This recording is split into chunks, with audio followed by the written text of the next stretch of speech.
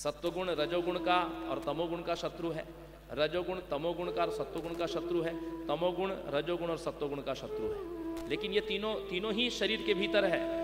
और केवल मनुष्य नहीं, ब्रह्मा जी तक जितने भी देवता हैं और प्राणियों में चींटी तक जितने भी जीव जंतु हैं, सबके भीतर ये 3 गुण विद्यमान है। क्यों है?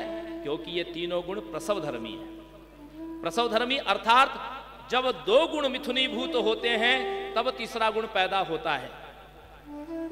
जैसे माता पिता के संयोग से पुत्र की उत्पत्ति होती है, संतान की उत्पत्ति होती है, उसी प्रकार 2 गुणों के मिथुनीभूत होने से ही तीसरा गुण उत्पन्न होता है।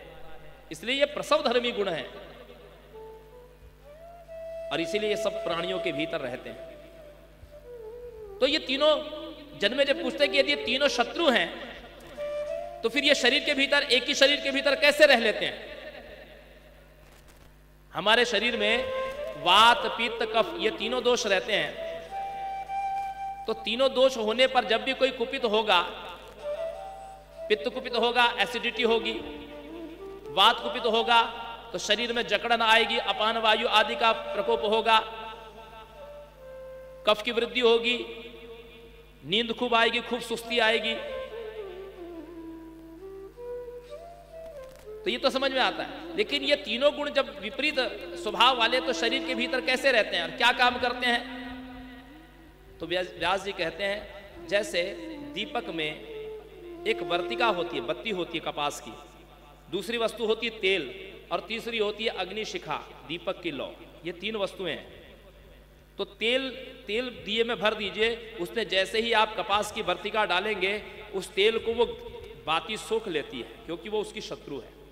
और जैसे ही माचिस से आपने उस बाती को जलाया तो वो उस बाती को जलाने लगती है अग्निशिखा। तीनों एक दूसरे के शत्रु हैं। 1 घंटे बाद आप देखेंगे तो सारा तेल बाती ने पी लिया और उस बाती को अग्निशिखा ने जला दिया। 1 घंटे बाद पूरा खाली हो जाएगा, न तो उसमें तेल रहेगा, न तो उसमें बत्ती रहेगी, न तो उसमें अग्निशिखा रहेगी। 1 घंटे में तीनों समाप्त हो जाएंगे क्योंकि वो तीनों एक दूसरे का नाश कर रहे हैं। तीनों एक दूसरे के शत्रु हैं, एक दूसरे का नाश कर रहे हैं। ठीक उसी प्रकार ये तीनों गुण जब शरीर के भीतर रहते हैं तो जैसे जब तेल बाती और अग्निशिखा लड़ते हैं तो प्रकाश होता है, ठीक उसी प्रकार वो शरीर के भीतर जब रहते हैं तो जीव को आत्म साक्षात्कार होता है। इन तीनों गुणों के भीतर लड़ने से ही जीव को आत्म साक्षात्कार होता है।